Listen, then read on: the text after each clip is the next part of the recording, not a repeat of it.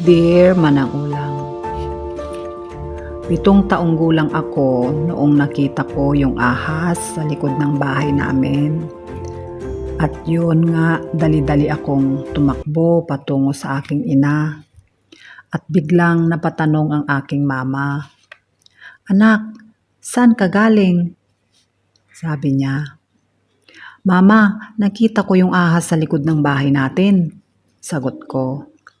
At sabi ng mama ko na kumuha daw ako ng itak at palakol.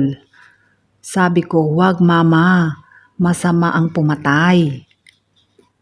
Hanggang hinila ako ng ng mama ko at samahan ko daw siya patayin namin yung ahas, Manang Ulang.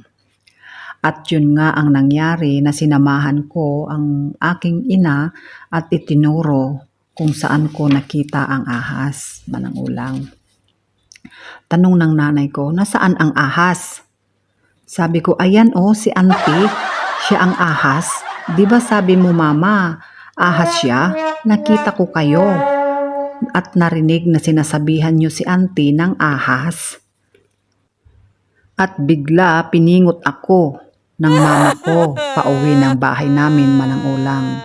At yan ang di ko makalimutan na kwento ng aking buhay. Salamat Manang Ulang at sa lahat ng mga nanonood sa iyong programa at pagpalain ang bawat isa.